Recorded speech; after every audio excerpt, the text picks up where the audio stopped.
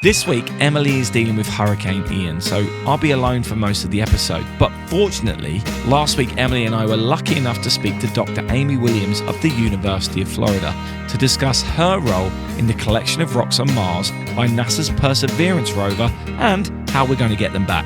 If you have any thoughts on what we're doing, then please let us know by getting in touch via our social media pages at Space and Things 1 on Twitter and at Space and Things Podcast on Instagram and Facebook, or via the contact form on our website, spaceandthingspodcast.com. But right now, enjoy episode 109 of the Space and Things Podcast. Oh my God! Unbelievable, but it is right to touch. You're listening to Space and Things with Dave Giles and Emily Carney.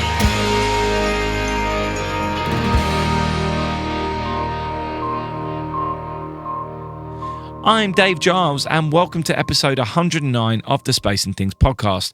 Normally, I'm joined by Emily Carney, but she lives in Florida and I'm sure you've seen the news about Hurricane Ian. If you follow Emily on social media, you'll be aware that she's evacuated to a different part of the state.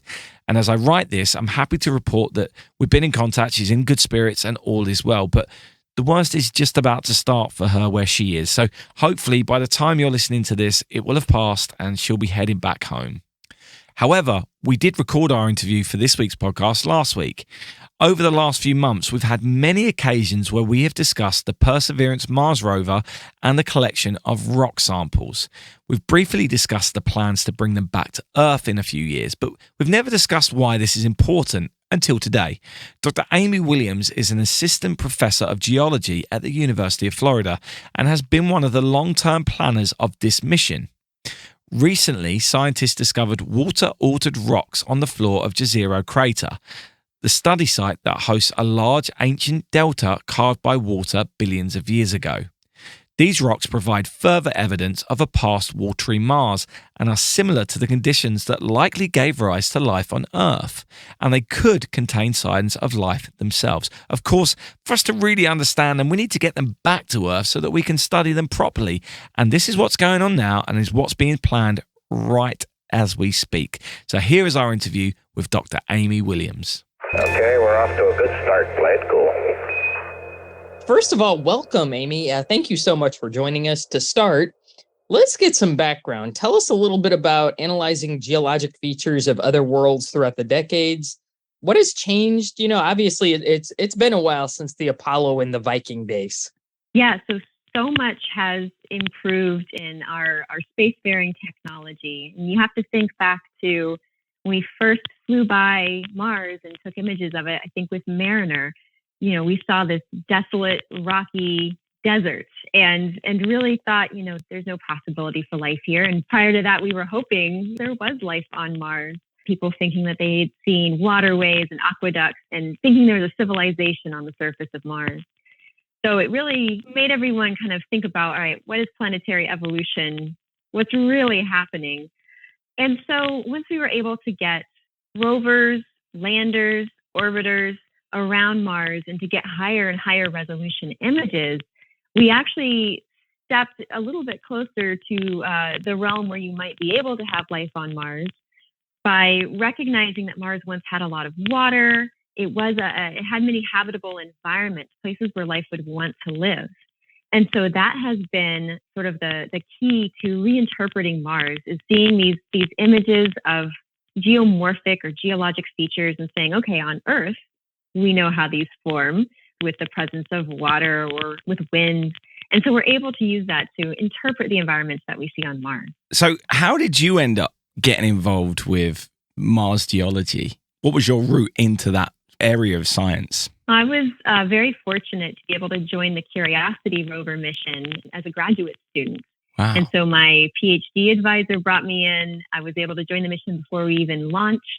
And so I feel like professionally, I've sort of grown up on the Mars missions. Been working with Curiosity mission since 2009, still work with it now. Wow. And then just a few years ago, I had the opportunity to join the Perseverance mission. So I feel extraordinarily fortunate to be one of a relatively small number of people who work on both active rover missions on Mars right now. That's very cool. My understanding is you were involved with some of the planning for Percy, which is really cool. So what were you and your team hoping to find on Mars in terms of geology? So that's a really excellent question because, it kind of goes back to Emily's first question that you have these images of Mars and you say, okay, we think that we can answer the questions we want to answer by going to this one specific location on Mars. So you send a, $2 billion+ rover to go to this location and ask these questions. And we went to Jezero Crater with Percy because we wanted to explore the delta. And so this is a structure that's formed by a river flowing into a lake. And on Earth, this is a really great environment for life to live in and to be preserved in. And so that's why we wanted to explore that with Perseverance, to look for evidence of ancient life. And so what we did is land in Jezero Crater. Our terrain relative navigation sort of helped select exactly where we were going to land, which ended up being on the relatively flat crater floor and not on the delta. And so what that actually meant was that we got to explore an entirely different region of Jezero Crater than we might have if we had landed directly on the delta. Wow. And what's so neat about that is that the crater floor ends up being these igneous rocks, meaning that they were formed from the cooling of magmas and lavas. Not that we wouldn't expect that to be present on Mars, of course, but if you're sitting in what used to be a massive lake, you might expect to have sedimentary lake deposits there. It looks like much of that has been scoured away to reveal the underlying bedrock. Have the samples collected by Perseverance thus far, shown anything surprising or really unexpected? So the samples that we've been collecting up until we began the Delta campaign, they were all part of this crater floor, all part of these igneous rocks. And so beyond, being surprised that we did not see any lake deposits so close to the Delta, we were also surprised to find rocks that represented both lavas as well as those that crystallize or cool very slowly from magmas. You have these, for the geologists out there, these really beautiful olivine crystals, these green gemstones basically in the rock that form naturally from when the magma cools off. Wow. So it's been really surprising and exciting to get these kinds of samples, because one of the really cool things we can do with these samples when they're back on Earth is get ages on them to learn at what time period they formed. And so this is really going to revolutionize our understanding of Mars, because for the first time, we're going to have a rock from a place where we know where it came from, and we're going to have an age, a very specific age to assign to that. We call that absolute dating, age dating. So that's going to help us constrain sort of when these things formed. And one of the big questions is, when did the delta form? So when was water flowing on Mars? We have ideas, but we don't have very specific dates to go with that. So that's one of the really exciting things that I think we're going to be able to learn from the return of the crater floor samples. And with those different dates, what does that help us understand, not just in terms of the rocks and the water, but ultimately the search for life? Does knowing those dates help that in any way? Does it help us figure that out? I think that knowing the dates that water was actively flowing on Mars, and again, we have time frames on the order of, a billion years from the formation of Mars, and Earth and Mars are the same age. And we know on Earth that life formed, there again is a range. Some people say even earlier than 4 billion years ago. Some people say there's definitely evidence by 3.8 billion years ago. If you think about that time range and apply it to Mars, we can ask ourselves, okay, if life evolved on Earth at that time, did it also evolve at that time frame on Mars? And so you finally get to constrain when we know there's water on Mars, when we know it's a habitable environment, and does that correspond with when you would expect life to have arisen if it ever did? So how does your team preserve the integrity of, samples and things like that? I'm sure a big concern is, once you get samples back to Earth, you don't want to contaminate it with yourself, obviously. So how do you guys work around, that issue? So there are two kinds of contamination that we would worry about. One is forward contamination and one is backwards contamination. So forward would be that terrestrial or Earth microbes actually traveled on the rover and were somehow able to contaminate the samples. And there have been so many steps taken to ensure that our sampling apparatus, the tubes, the way we handle samples is as absolutely clean as is humanly possible. And we've taken all of these steps to ensure that. So once we've collected the samples, then they have to actually sit on Mars for a while before we send the rest of the Mars sample return missions to collect them and bring them back to Earth. And then what you want to do is both not contaminate those samples with anything Terran, but also you have to be really responsible about anything from those samples getting out. So of course, we're sampling rocks that, might have evidence for ancient life. We are not anticipating modern life, but this is one of those cases where you need to be absolutely sure. So one, if you think that you found evidence for life in these rocks, you need to be able to make sure that you didn't somehow accidentally put it there. And then also, if there did happen to be life in these rocks, you want to make sure that, especially if it's in any way viable, that it's not able to get out, because you never know how one ecosystem will impact another. So again, that's not what we expect to have happen. And there is a large sample receiving facility that is being planned that would enable us to bring these samples in and to obtain all of those procedures and protocols. But making sure, in my mind, as an astrobiologist looking for ancient life, what's important to me is that if we were to see evidence for what we think is ancient Martian life in these samples, we must be completely confident that it's not somehow contamination from Earth. Okay, so we've had a couple of Patreon questions, and one of them is very relevant to what you just said. Ronald Heinzelman has asked if Amy is able to discuss what steps are being taken to make sure the rocks are safe when they be brought back to Earth. Obviously, we just had a pandemic. Are there really specific things? Is it being discussed about, or we don't want to bring back some kind of thing that ends up causing disease or bad things on this planet? Absolutely. Yeah, it would be a reverse war of the world. Right? So, no, that's a really great question. And absolutely, this is a huge thing for our space science community. We've been talking about this kind of stewardship of space, both, reducing or eliminating forward and backwards contamination since the start of our spacefaring age as humanity. So one of the things that we're doing is building within this sample receiving facility. It's both built to make sure that nothing can get in. So it is a high grade laboratory where material from outside of the lab space can't get in. And then within that is very high grade facility that doesn't let anything out of basically that box where the samples are kept. And so in that way, we have multiple fail safes to keep anything from getting in and anything from getting out.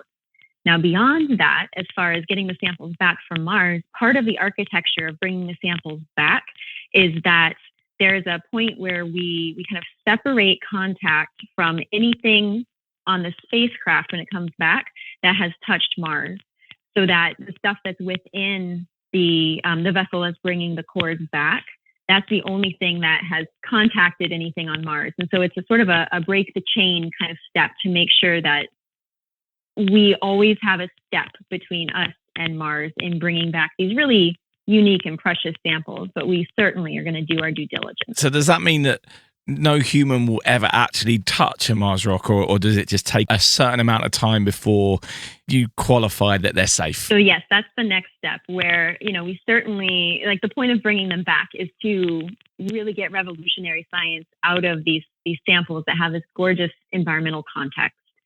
So there are multiple committees, there are multiple panels that are overseeing how would you determine the samples are safe.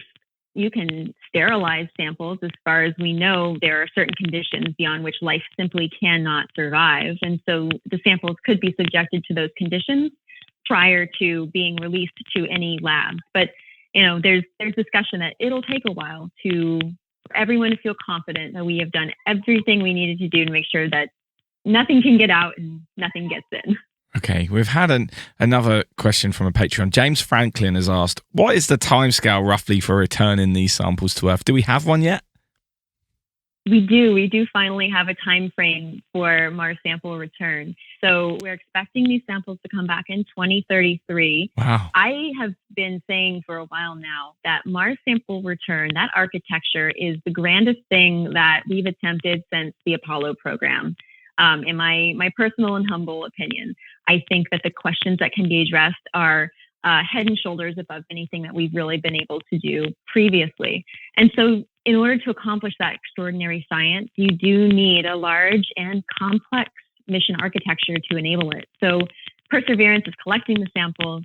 Another mission will go to land and retrieve the samples, or Perseverance is going to bring them to the vehicle that will launch them off the surface of Mars, which has never been done before. We've never launched off the surface of another planet. And then that vehicle has to be captured by an orbiter that will bring those rocks back to Earth.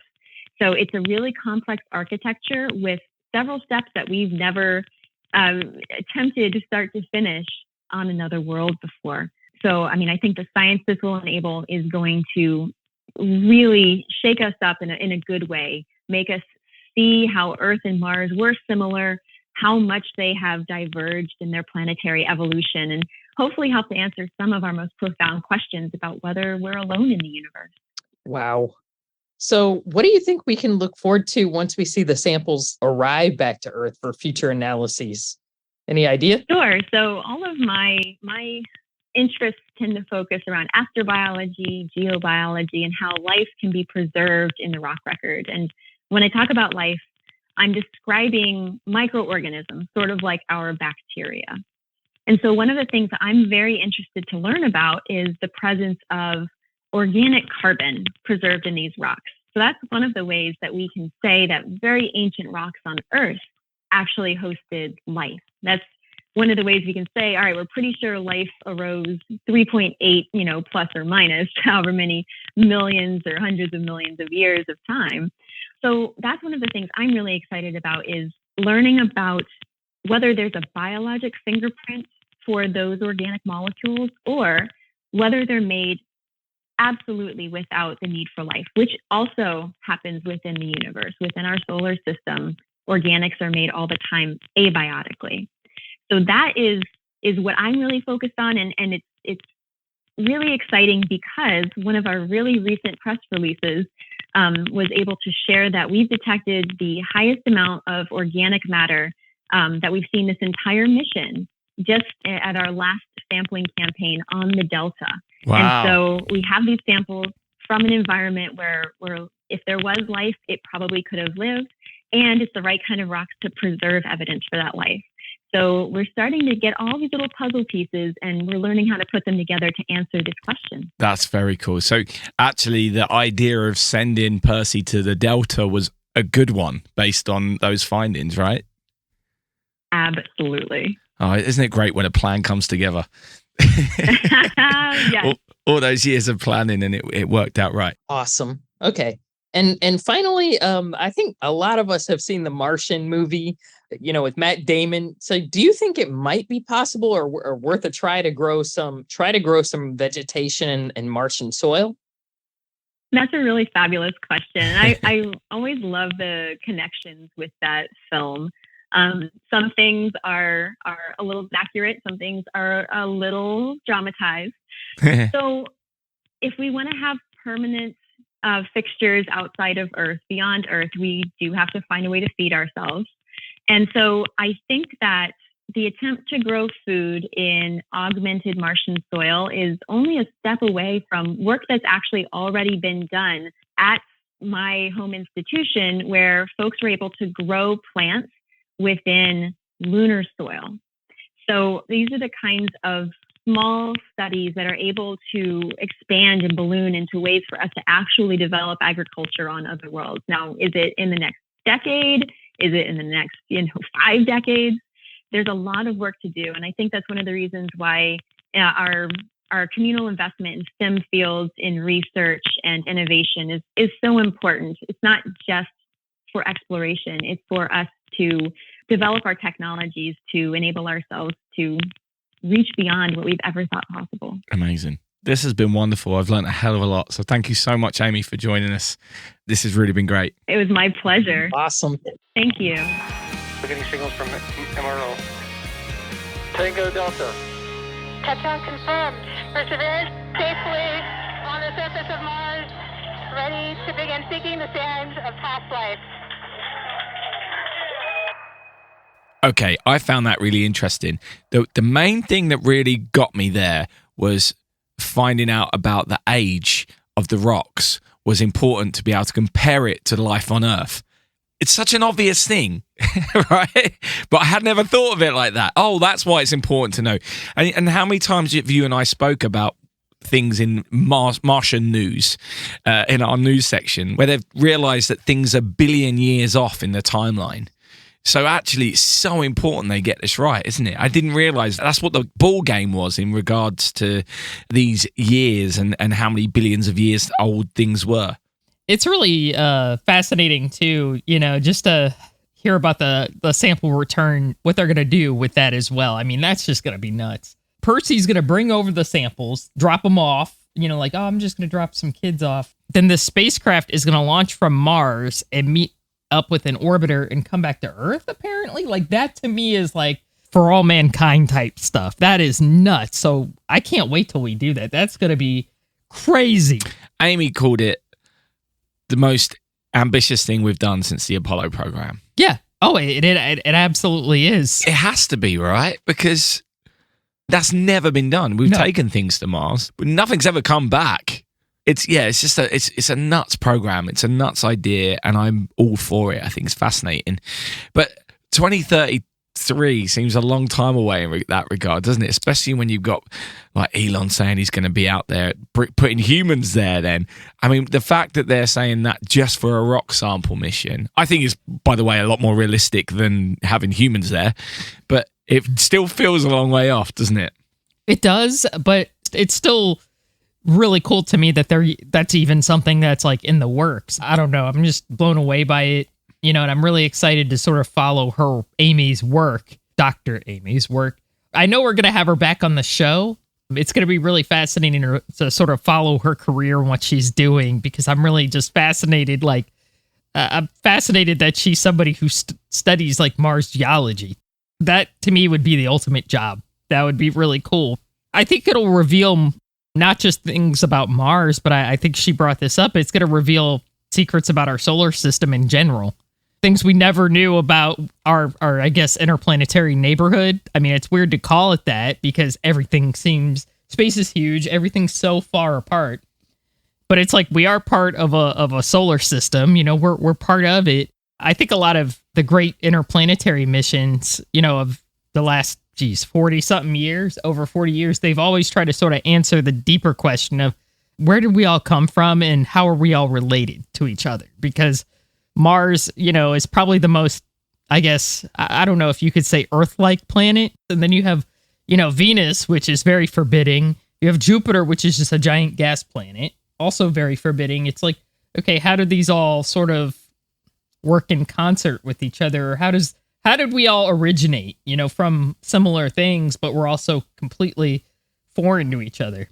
I don't know. That to me is very fascinating. So I'm really looking forward to sort of following that whole saga. There's another aspect of this interview which gets me, which is the University of Florida are doing some cool stuff, aren't they? Yes. I mean, this is another scientist based out of University of Florida. We spoke to Dr. Annalisa Paul about the plants that are being grown in lunar soil. There's a lot of cutting-edge space science going on down that way. It's a pretty cool place to be working. Yeah, absolutely. Maybe someday from the same university we'll figure out if we could grow potatoes on Mars. Who knows? Yeah, absolutely. Absolutely. So for those of you who like to do this kind of stuff, you can watch that interview in full over on our Patreon page, which is patreon.com/space and things. And a big thanks to our patrons who's helped supply some questions there. It's always nice to get your perspective on things. It takes the interviews in places that I wouldn't have taken them. So it's something I'm really grateful about our Patreons for. Discovery Houston, 20 seconds to LOS TDRS. Roger, nice to be in orbit. Okay, on to this week's spaceflight news. It's still just me. We've had 7 launches this week, 4 in China, 1 in Florida, 1 in California, and 1 in Kazakhstan. And as always, full details of all the launches and all the stories I'm about to talk about, including videos when they're relevant, can be found in the show notes, which you can find on our website, spaceandthingspodcast.com, or follow the link in the episode description in your podcast provider. The Kazakhstan launch took a crew of 3 to the International Space Station, a story which I feel has been rather overlooked in the last week. Anyway, Russian cosmonauts Sergei Prokopyev and Dmitry Petelin were joined by NASA astronaut Frank Rubio for the launch of Soyuz MS-22. The cooperation between NASA and Roscosmos is still working well despite the ongoing war in Ukraine, which is certainly causing diplomatic tension between the countries. This is part of an ongoing seat swap, which sees astronauts fly on the Soyuz and cosmonauts fly on NASA's crewed missions, which are currently being operated by SpaceX. It does seem odd to me that this is still happening, especially with all that's going on, but I do think that any cooperation between the countries could and should be considered positive, even if it may come across a little tone deaf at some times. The launch in California was a Delta IV Heavy launch from Vandenberg Space Force Base, and it's really worth checking out the videos and images which are doing the rounds of this week. It's a beautiful launch vehicle, and this was the final launch of that rocket from California, which always provides some wonderful scenery and backdrops for rocket launches. The United Launch Alliance, who are operating this rocket, are phasing it out, and it will be replaced by the Vulcan Centaur, which should get its first launch at the end of this year. However, we do still have 2 more Delta IV Heavy flights over the next couple of years, which will both be from Florida. The Delta IV Heavy has been in operation since 2004, and the flight this week, which delivered a payload for the US National Reconnaissance Office, was the 14th flight of that rocket. Elsewhere, it's been a week of rock and roll, and I'd like to credit Adam Thurmond in Space Hipsters for that joke. Let's start with The Rock. As we previewed in last week's podcast, the DART mission completed its job. On Monday, the 26th of September, it successfully slammed into Dimorphos, a tiny rock which is orbiting a slightly bigger rock called Didymos. The purpose was to test if such a technique could change the path of an asteroid which might in future be heading for Earth. The DART spacecraft was travelling 4 miles per second at the point of impact, and it really was quite something to watch. They had a live feed from a camera on board in which we got to see the tiny rock up close moments before the impact, although I'm sure you've all seen that already. There have also been a number of other images processed from Earth-based telescopes and the Webb Space Telescope, and of course, the little Italian CubeSat, which separated from the DART spacecraft a few days before. Now, it's going to take some time to find out exactly what the results of this test are, but the images look pretty explosive, so it would be a surprise if it hadn't changed the flight path of Dimorphos at all. Also, the concept of sending a spacecraft to autonomously fly itself 7 million miles at a speed of 4 miles per second for a pinpoint crash on an object that small is just quite outstanding. So good job to all those who are involved.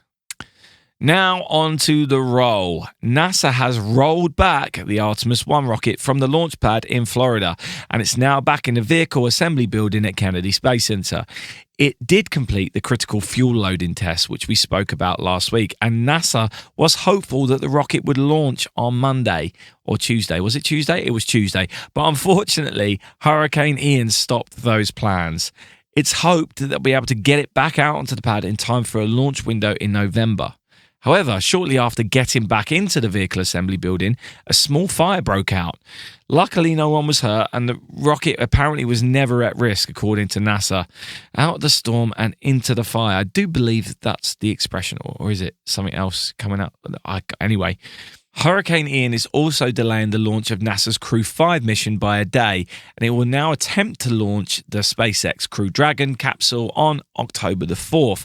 The crew includes NASA astronauts Nicole Mann and Josh Cassada, Japan's Koichi Wakata, and Russian cosmonaut Anna Kikina, and they'll be going to the ISS for 5 months. And while we're talking about the International Space Station, Samantha Cristoforetti has become the first European woman to take command of the station, taking over from cosmonaut Oleg Artemyev, who used a changeover ceremony to say the following: "In spite of all the storms on Earth, we continue our international cooperation, and thank God that there are smart people who do not stop such a thread of peace." Cristoforetti becomes the 5th European commander of the ISS. Meanwhile, back on Earth, the European Space Agency made an announcement at the International Astronautical Congress in Paris this week, giving the names of 7 astronauts who are to train for NASA's Artemis missions to the moon, with 3 of them set to go on Lunar Gateway, the space station which will orbit the moon, and 1 of them to set foot on the moon before the end of the decade.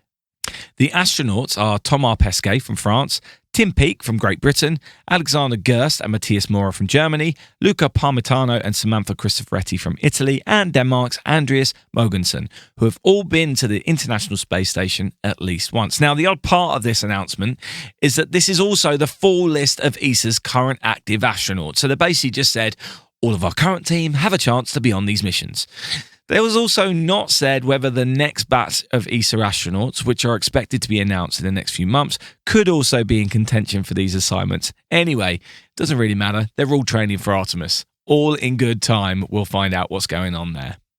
And finally, after talking about Mars today, it feels appropriate to end on a story from the Red Planet. The Ingenuity Helicopter has completed its 32nd flight, travelling 308 feet, or 94 meters, on a 55-second flight with a top speed of 10.6 miles per hour, 17.1 kilometers per hour, and it's the second flight of this month. This thing just keeps on going and going and going. Oh my golly! Unbelievable! Unbelievable, but is it bright in the sun? That's it for this week. Next week I'm on holiday, but we have already pre-recorded an episode where the only thing that's missing is the weekly news catch-up. But we'll be back the week after to get you up to date with everything from the world of spaceflight. But don't forget, in space, no one can hear you stream. Space and Things has been brought to you by And Things Productions.